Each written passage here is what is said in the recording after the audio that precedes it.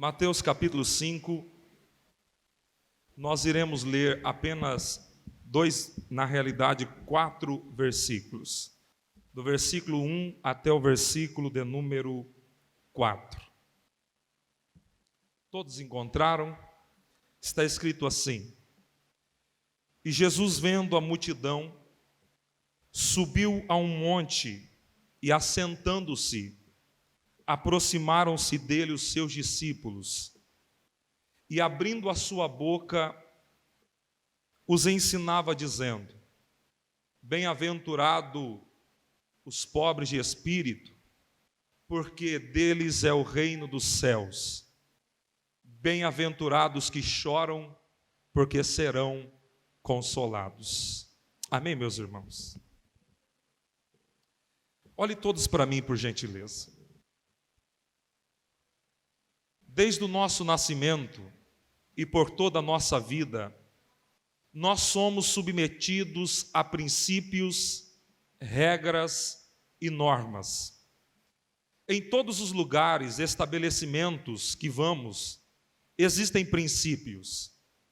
Dentro da tua casa, existem princípios que regem não apenas a tua vida, como também a tua família. Eu me lembro quando eu me ingressei no seminário no ano de 2009, o diretor me fez assinar um termo, onde tinha ali registrado todas as regras, normas que regia aquela instituição. E eu precisei me submeter a estas regras. O único reino que não existe normas, que não existe princípio, é o reino de Satanás. Lá, as pessoas vivem como quer, andam como quer, porque não existe leis, não existe princípios. Diferente do reino de Deus, no reino de Deus existem princípios que devem reger a vida de todo ser humano, de todo homem, de toda mulher que decidiu fazer parte deste reino.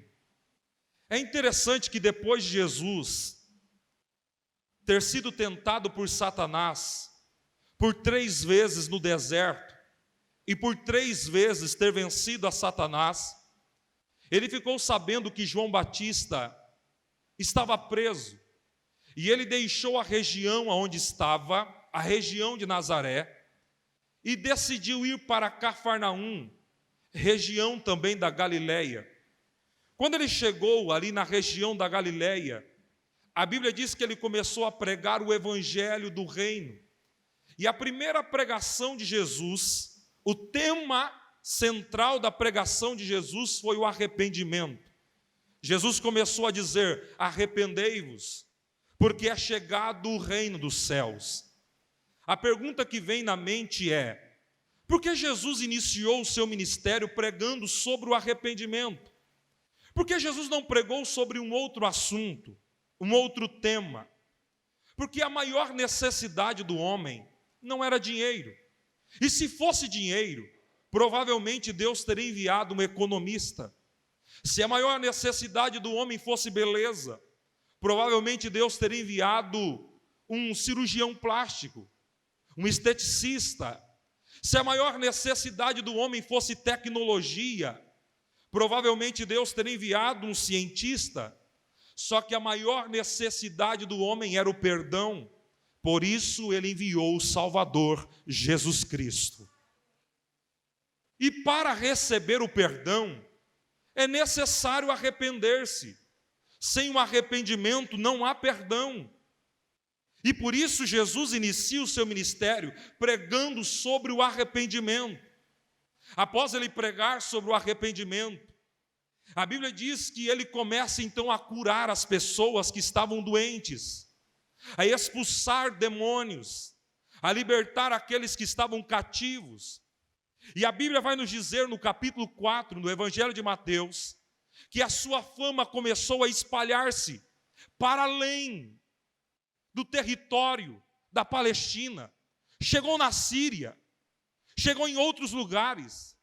E é interessante que começou a aglomerar-se em volta de Jesus uma multidão. E Jesus, vendo esta multidão, ele decidiu subir ao monte. E quando ele chegou no topo do monte, ele assentou-se, pois esta era a postura de um rabi, de um mestre, quando ia ensinar naquela época.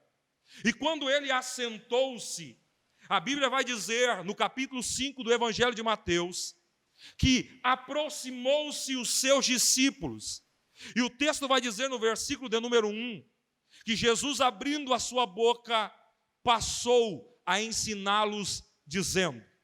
Esta expressão, abrindo a sua boca, passou a ensiná-los, dizendo, significa exatamente isso, que a partir daquele momento, Jesus iria revelar as maiores verdades do reino de Deus. Jesus iria mostrar o que estava dentro do seu coração. Jesus iria ensinar as verdades eternas do céu. E é interessante, senhoras e senhores, que estes ensinamentos não foi proferido para a multidão, mas para os discípulos. Porque o texto vai dizer que aproximaram-se os seus discípulos, não a multidão. A pergunta que vem é, por que Jesus não revelou essas verdades para a multidão? E por que para os discípulos apenas? Porque a multidão estava interessada nas bênçãos, nos milagres, naquilo que Jesus podia oferecer, que iria beneficiar a multidão. Os discípulos não. Os discípulos estavam próximos de Jesus, querendo aprender as verdades eternas do reino de Deus. Eu faço uma pergunta para você esta noite. Você tem característica de multidão ou você tem característica de discípulo? A multidão, quando é persuadida, grita, crucifica, crucifica, como vocês sabem.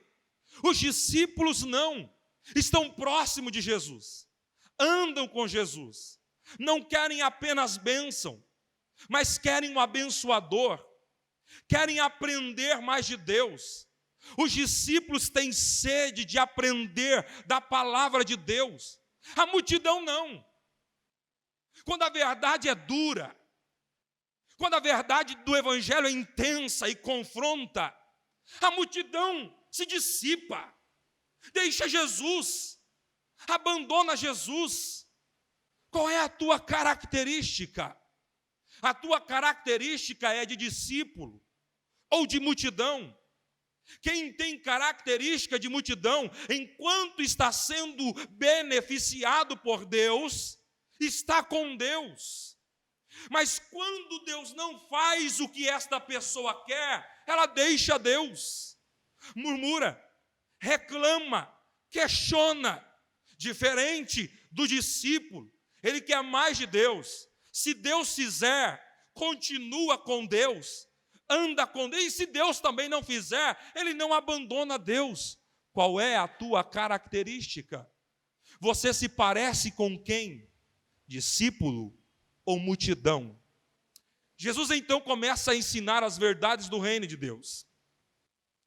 E o primeiro princípio que deve reger a vida de uma pessoa que pertence ao reino, porque o sermão do monte não é para os ímpios, o sermão do monte é para quem é salvo, o sermão do monte não é para quem não foi inserido no reino, o sermão do monte é para quem já pertence ao reino. Então, se você já pertence ao reino, você precisa ter pelo menos esses dois princípios que eu vou mencionar para vocês essa noite. Eu não vou falar demais por causa do tempo, mas eu vou falar apenas de dois princípios que vai mexer com o teu coração essa noite. O primeiro princípio que deve reger a vida de uma pessoa que pertence ao reino é a pobreza de espírito. A pobreza de espírito. Jesus vai dizer, bem-aventurados os pobres de espírito, porque deles é o reino dos céus. Olha como Jesus inicia: bem-aventurado. O que é bem-aventurado? Bem-aventurado é aquele que é plenamente feliz, vocês sabem disso. É uma felicidade diferente da felicidade que o mundo proporciona. No mundo você é feliz enquanto tem. Tem dinheiro no bolso, tem saúde, os sonhos estão sendo alcançados, a família está estruturada, ninguém da família está doente. Aí se você pergunta a esta pessoa: você é feliz? A pessoa responde: sim, eu sou feliz. Um dia eu estava no Mato Grosso, fui pregar lá em Lucas do Rio Verde.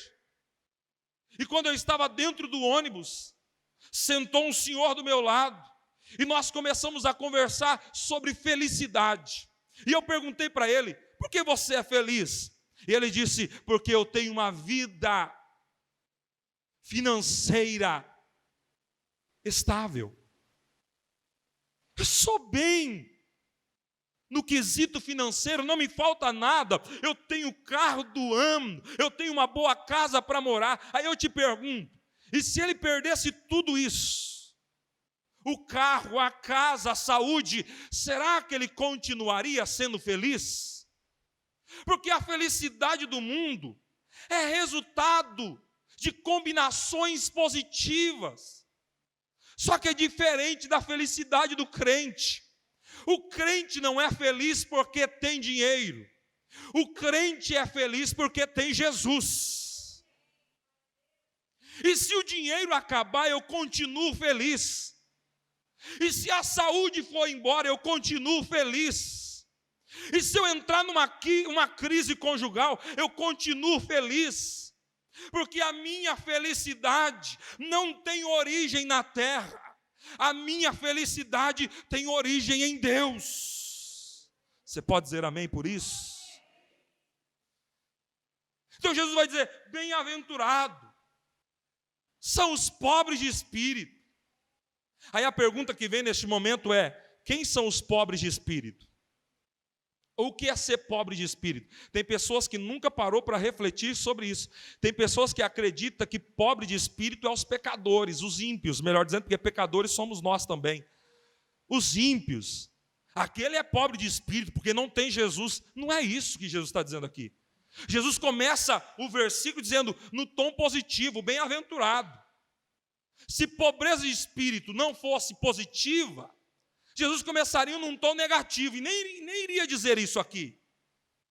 Então, o que não é ser pobre de espírito? Deixa eu te explicar isso, fazendo um favor. E eu chamo a tua atenção para o que eu vou dizer agora. Pobre de espírito não significa pobreza financeira. Eu não sou pobre de espírito porque não tenho dinheiro, porque pago aluguel, porque ando com um carro usado. Não, pobreza de espírito não é pobreza financeira. Pobreza de espírito também não é pobreza de autoestima ou baixa autoestima. Enfim, por que você é pobre de espírito? Porque eu sou feio, desprovido de beleza. Quando eu olho no espelho, não gosto do que eu vejo. Eu não tinha essa barriga há muitos anos atrás. Poxa, eu sou pobre de espírito, ninguém me ama, ninguém me quer. Não, irmão. Deixa eu falar uma coisa para você. Eu sempre digo isso para minha esposa e para os meus filhos. Se você não se ama, não espere amor de mais ninguém. Guarda isso no teu coração. A primeira pessoa a te amar é você mesmo. Se você não se ama, não espere amor mais de ninguém. Não seja refém do que as pessoas pensam. Não seja refém de elogios. Se não me disser que eu cheguei bonito na igreja, eu vou embora triste. Para com isso, meu irmão. Deixa esse negócio para lá, né? Então, não vou entrar nesses detalhes. Porque na igreja todo mundo é bonito. Tem aqueles que é desprovido um pouquinho de beleza. Mas todo mundo é bonito. Você está entendendo? Ele recebeu Jesus, ficou bonito. No mundo era feio, mas veio para Jesus, né? Então, ser pobre de espírito também não significa timidez, covardia. Não é nada disso que Jesus está dizendo aqui. Eu poderia continuar dizendo aqui o que não é pobreza de espírito, mas eu não vou demorar. Pastor, então o que é ser pobre de espírito? No Novo Testamento, existem duas palavras que definem pobreza. A primeira palavra faz referência a um trabalhador que trabalha diariamente, mas não ganha um salário tão alto para sair da classe da pobreza. É um trabalhador honesto, que consegue honrar com os seus compromissos. Na sua mesa não falta o pão, não tem picanha toda semana, mas ali tem o ovo, tem o pão, tem o café da manhã. É aquele que ganha um salário mínimo, que tem que dar um jeito para se virar com um salário mínimo. Esse é o primeiro tipo de pobreza que a Bíblia faz referência. É uma pessoa pobre que ganha, e o que ganha não é suficiente para deixar esta classe. Mas existe um segundo tipo de pobreza, que é o estado deplorável do mendigo. É aquele que necessita de esmola, de favor de outrem, para sobreviver. É aquele que chega onde você está e diz: você pode me dar um dinheiro para mim comprar uma refeição? Eu me lembro quando eu fui em São Paulo, ali na Praça da Sé, eu esqueci o nome da rua onde tem muitas livrarias, e eu fui lá comprar alguns livros, e eu estava com muita fome, e ali na Praça da Sé tem muitos restaurantes. Eu falei, eu vou escolher algum desses restaurantes para almoçar. Aí eu olhei, tinha uma faixa assim, almoço, R$15. Eu falei, é aqui mesmo. E entrei. Aí eu sentei e fiquei esperando ser atendido. Aí chegou a moça, a garçonete, e disse, pois não? Eu disse, eu quero uma refeição. E ela veio, R$15, estava lá self-service, né? Para mim, à vontade. Aí ela veio com um prato grande. Desculpa aqui a expressão que eu vou usar. Um montinho de arroz, 3 grãozinhos de feijão e um pedaço de carne. Aí eu olhei para a moça e disse, moça, está marcado self-service. Você vem para mim com um prato feito? Eu disse, lá no Paraná é comer à vontade. Ela disse, no Paraná, aqui é São Paulo. Falei, miserável. Quase que eu falei, mata ela, Jesus. Brincadeira. E eu tá bom, né? Já colocou, eu vou comer. E eu comi aquele pouquinho de comida, porque eu como pouco mesmo, brincadeirinha. E eu comi aquele pouquinho de comida, que não deu nem para matar a fome. A hora que eu estava comendo, entrou um mendigo, todo sujo, mal cheiroso. Falar como paranaense, fedido. E ele foi na minha mesa e disse, você não pode pagar uma refeição para mim? Eu disse, sim. Aí eu pensei, senta aí. Aí ele sentou, já estava no final da comida. Eu falei, essa mesma comida que tu me deu, dá para ele. Ele vai comer comigo. Aí a moça falou assim, ele não pode comer aqui, porque ele está fedendo. Há normas na casa. Até parecia que o restaurante era chique. Eu disse, já que não pode, então faz uma marmitex para ele. Pegou, fez uma marmitex e ele saiu. Terminei de comer, paguei e saí também. Quando eu estava passando pela calçada, ele estava sentado no chão comendo a marmita. Ele olhou para mim e disse, moço, quero te agradecer por hoje você matar a minha fome. Quando Jesus disse aqui, bem-aventurados os pobres de espírito, Jesus está dizendo daquele que chega diante de Deus, profundamente convicto da sua miserabilidade, chega diante de Deus, reconhecendo que é pecador, chega diante de Deus e estende a mão e ajoelha perante Deus e não bate no peito dizendo: Deus, tu és obrigado a me escutar, eu sou teu servo, eu fiz isso, eu tenho merecimento, eu tenho mérito. Não. Pobre de espírito é aquele que chega diante de Deus no estado de mendigo, reconhecendo a sua pequenez, reconhecendo a sua vulnerabilidade, reconhecendo que necessita de Deus e implora chorando, implora com humildade e sinceridade na alma o favor e a misericórdia do Senhor. Esses são os pobres de espírito. São aqueles que esvaziaram-se do seu orgulho, da sua soberba, da sua prepotência e depende completamente da soberania de Deus. Esse é o pobre de espírito. É aquele que se esvaziou de si mesmo para ser cheio de Deus. Meus irmãos, ninguém poderá ser cheio do novo enquanto estiver cheio do velho, do eu, da soberba. Ninguém. Só poderemos ser cheio do novo de Deus quando decidimos fazer uma faxina no nosso interior e começar a varrer para fora toda a sujeira, tudo aquilo que não agrada a Deus, tudo aquilo que entristece a Deus. Sabe por que muitas vezes nós não recebemos nada de novo de Deus? Porque nós persistimos em deixar no nosso interior coisas que já eram para ser retiradas há muito tempo. Por favor, me escute, porque Deus está falando aqui essa noite.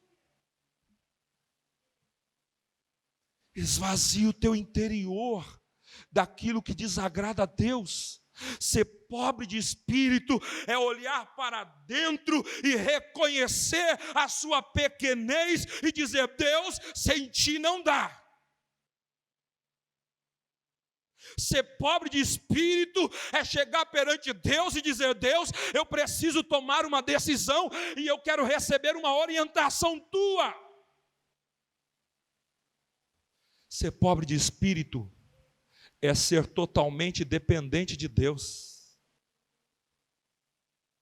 Ah, meus irmãos, J.C. Ryle, ele vai dizer que no alfabeto do cristianismo, a humildade é a primeira letra. A humildade é a primeira letra. E ser humilde não é andar com roupas velhas. Ser humilde é reconhecer as suas limitações, a sua pequenez e se entregar completamente a Deus.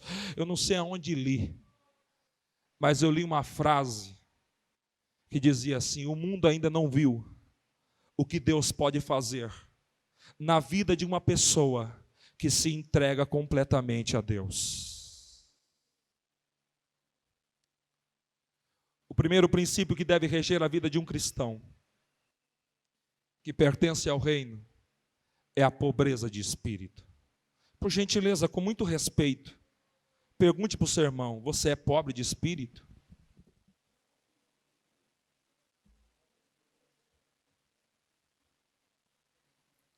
Oh, glória! Para mim encerrar, o segundo princípio que deve reger a vida de uma pessoa que teme, que pertence ao reino, e agora vai estreitar, é o coração quebrantado. Jesus vai dizer assim: bem-aventurado os que choram, porque serão consolados. Irmãos, olha para mim aqui. O mundo de hoje considera ridículo uma pessoa que chora. Por favor, eu te peço um favor. Quando você vê alguém chorando, nunca diga não chores. Deixa a pessoa chorar. Quando eu vejo meus filhos chorando, eu não falo, pare de chorar. Eu só fico observando ele chorar. O choro é importante. Uma terra que não tem chuva se torna seca e árida. Um coração que não chora se torna endurecido, insensível. O choro é tão importante que nós devemos chorar com os que choram. Você tem uma ideia disso? O mundo demonstra que quem chora é fraco. Quem chora é pequeno. Para o mundo quem chora é pequeno, para Deus quem chora é grande. Para o mundo quem chora é fraco, para Deus quem chora é forte. Só que a pergunta que eu faço para vocês essa noite é: que tipo de choro Jesus está fazendo referência aqui? Quando nós olhamos para a Bíblia, nós vemos muitas pessoas que choraram. Quer ver? Você lembra quando Agar chorou? Ao perceber que seu filho ia morrer de sede no deserto? Não é o choro que Jesus está dizendo aqui. Você lembra quando Ana chorou, pedindo para Deus um filho? Não é o choro que Jesus está dizendo aqui. Você lembra quando Davi chorou, ao receber a notícia de Joabe, que Absalão havia sido morto? A Bíblia diz que ele se joga no chão e chora: Absalão, Absalão, meu filho Absalão, quem dera eu ter morrido no teu lugar. Não é o choro aqui. Você lembra quando Esther chorou perante o rei Assuero, implorando pela vida do seu povo? Não é apenas o choro que Jesus está dizendo aqui. Você lembra da viúva de Naim que chorou pela morte do filho? Não é o choro. Pastor, se não é esse choro, que choro é? Não é o choro, irmão, por ter terminado o relacionamento no namoro. Não é o choro porque você não tem dinheiro. Não é o choro porque você não conseguiu concluir a faculdade. Não é esse choro. Pastor, que choro é? Vou te explicar. Você lembra quando Pedro chorou?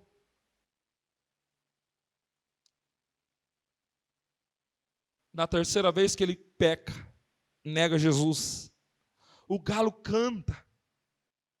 Quando o galo canta, Jesus passa. E Jesus olha dentro dos olhos de Pedro. E quando Jesus olha dentro dos olhos de Pedro,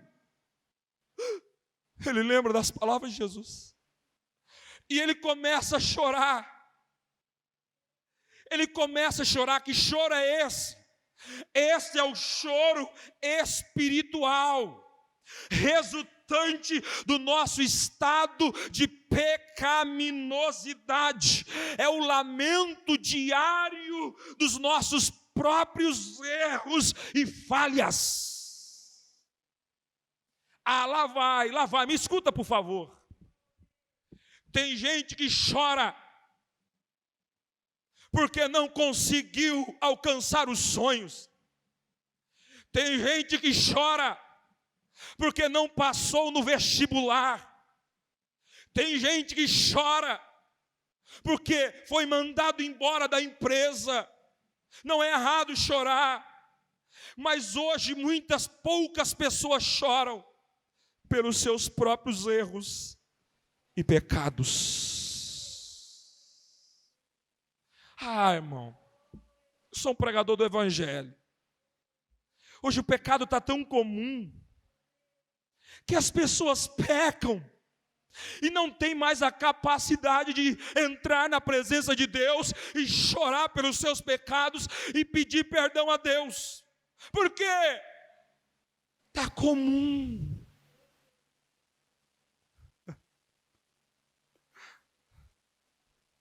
Eu sou filho de pastor. Tenho um pai muito crente. E um dia, quando eu era pequeno, eu entrei no quarto dele. Ele estava jogado no chão, chorando, gemendo. E eu, como criança, não entendi muito. E eu cheguei nele: pai, você está bem, pai? Eu falei: filho, me deixa por um momento. No outro dia eu disse: pai, por que tu estava chorando, gemendo?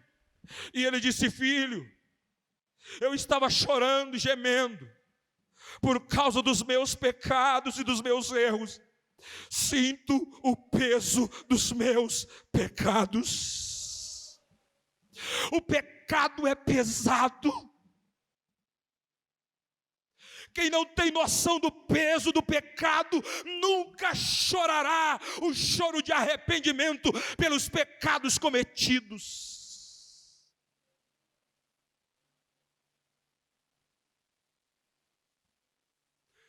Faz quanto tempo que você não chora?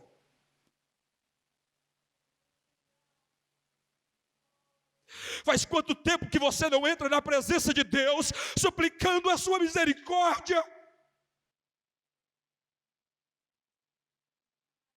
Diante dele dizer: Deus, eu errei, Deus, eu pequei, Deus, eu falhei, Deus, tem misericórdia de mim. Tem muitas pessoas aqui dentro, porque não estou pregando para ninguém que está lá fora, que está tão insensível à voz de Deus, que há muito tempo não entra na presença de Deus e chora. Tua vida está tão corrida, não é? Tu tem tantas coisas para fazer, não é? A tua agenda está lotada de tantos compromissos que nem tempo mais para chorar você tem na presença de Deus. Eu vim como um porta-voz de Deus essa noite. Chora pela tua alma. Olha aqui, lá vai, por favor, me compreenda. Quem não chora hoje pelos seus pecados, chorará amanhã, por não ter chorado hoje pelos pecados, chorará no inferno.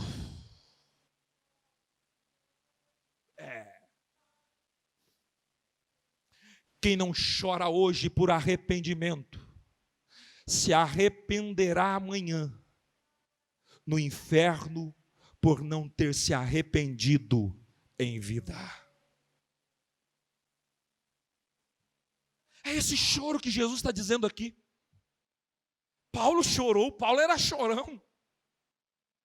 Paulo no seu livro em Romanos, no capítulo 7, ele vai chorar, ele vai dizer: o bem que é para mim fazer eu não faço, e o mal que não é para mim praticar eu pratico. Aí ele vai chorar, olha o choro de Paulo: miserável homem que sou, quem me livrará do corpo desta morte? Chora, irmão. É melhor chorar na presença de Deus do que chorar na eternidade junto ao diabo.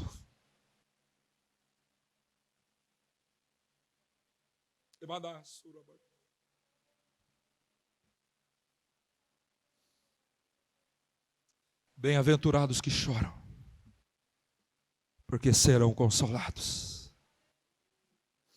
Mas você não pode chorar apenas por você. E eu estou caminhando para o final. Você precisa chorar também pelo pecado alheio. Escute, por favor, a voz de Deus. Você sabia que na Bíblia registra 3 choros de Jesus? 3 vezes Jesus chorou. Jesus chorou quando estava no jardim do Getsêmani. Você lembra, não é? Pai, se possível for, passa de mim este cálice, todavia seja feita a tua vontade. Jesus chorou quando ele viu Jerusalém e a eminente destruição. Só que também Jesus chorou quando Lázaro morreu. lá diz, Jesus chorou. Algumas pessoas dizem que Jesus chorou porque Lázaro morreu. Possa ser que sim, mas eu acredito e penso de uma outra maneira. Não faz sentido. Jesus sabia que Lázaro havia morrido. Jesus foi 4 dias depois, sabendo que Lázaro havia morrido, e iria ressuscitá-lo. Por que você chora quando alguém morre? Porque você sabe que nunca mais irá vê-la.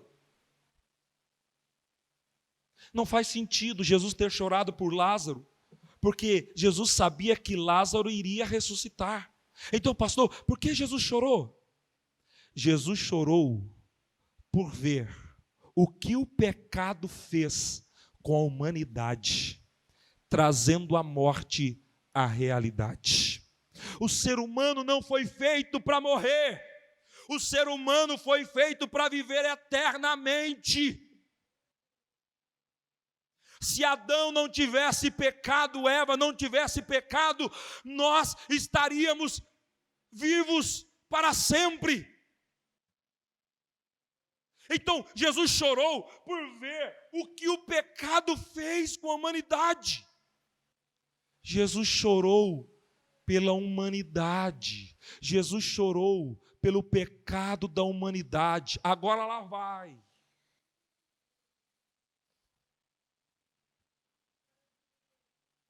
Ei, você tem chorado pela salvação do teu esposo?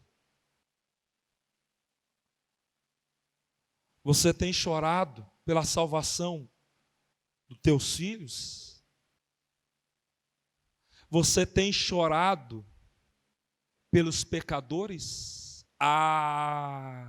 Eu sou pastor, irmão. Eu vivo a realidade da igreja. Não estou falando nada que eu não sei. Eu sei como está a igreja hoje. Sou filho de pastor, sou pastor e eu sei da realidade da igreja hoje. Eu não sou saudosista, mas eu sou também de uma época, não sou tão velho. Eu sou de uma época em que as pessoas vinham para a igreja e choravam dizendo: Deus manda pecadores para ouvir a tua palavra e serem salvos. Eu sou de uma época em que as pessoas choravam por almas. Eu sou de uma época em que as pessoas dobravam o joelho e não pediam carro novo, e não pediam casa própria, e não pediam bens materiais, mas pediam almas. Senhor, dê almas. Senhor, cria situações para me pregar o teu evangelho. Se nós não amarmos o que Deus amou, nós não somos a igreja de Deus. Por favor, não me entenda mal. Deus não te chamou apenas para frequentar a igreja. Deus te chamou para ser igreja. E como igreja, você precisa amar o que Deus amou. Você precisa chorar pelo que Deus chorou. Pessoas, almas. Hoje está tão comum, não é?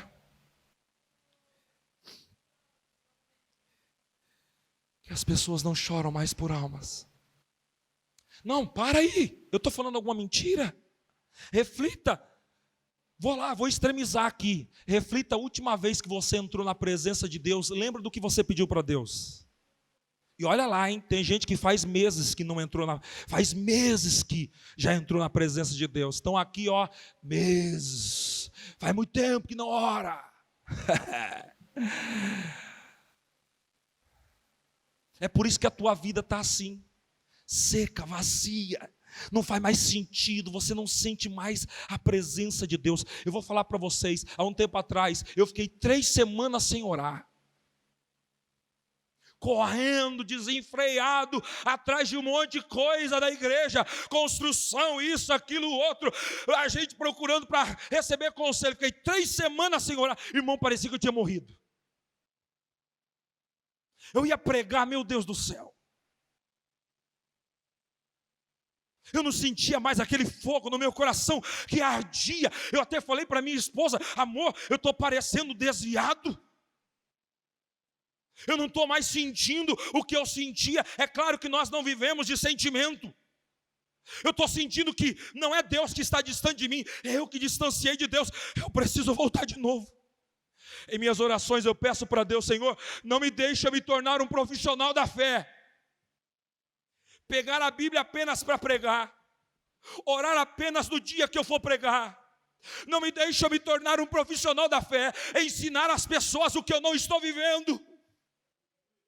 Não me deixe eu me tornar um profissional da fé, para ensinar oração e não orar. Você precisa orar. Crente precisa orar. Crente precisa chorar por almas.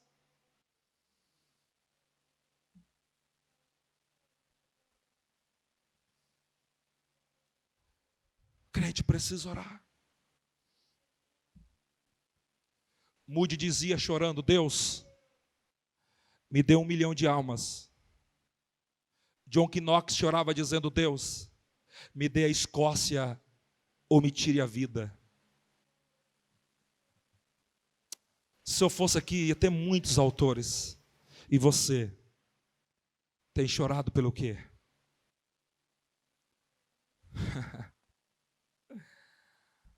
Precisamos voltar a chorar. Precisamos voltar a chorar. Chore por você. Chore pelo teu estado. Quer ver? Davi, ele termina o Salmo 51, lá para o finalzinho, dizendo, e o Salmo 51 é uma confissão de pecado de Davi. Ele vai dizer: um coração contrito e quebrantado Deus não desprezará. Olha aqui, olha aqui, olha aqui. Deus resiste tudo, tudo, tudo. Deus resiste uma voz bonita. Deus resiste oratória. Deus resiste aparência. Deus resiste tudo. Só que tem uma coisa que Deus não resiste: um coração quebrantado. Deus não resiste. Olha aqui, eu te desafio. Você quer ver essa igreja cheia? Não precisa de muitos, não. Porque eu sei que Deus não conta com a maioria, Deus conta com a minoria. Sempre foi a minoria. Porque a maioria se dissiparam, sempre foi a minoria. A multidão foi, os discípulos ficaram. Começaram 500 com Jesus, quando Jesus ascendeu ao céu, ficou só 120, orando, chorando. Mas esses 120 revolucionou o mundo daquela época. Sabe por quê? Porque quem chora tem resposta de Deus. Então lá vai um desafio. Você quer ver essa igreja crescendo? Chore por almas. Chore pelos pecadores. Sabe aquele amigo de serviço? Quem sabe você não apresentou o nome dele nenhuma vez para Deus, chorando. Sabe? Tinha um aqui, ó. Eu fui pastor já da Assembleia de Deus. Eu sou renobleia, eu brinco. Sou uma mistura de renovada com Assembleia, renobleia. Você vê eu pregando assim, aleluia. Eu já falei assim: eu vou mudar esse meu estilo, eu vou mudar. Eu vou ser mais presbiteriano. Mas não dá, irmão, não dá.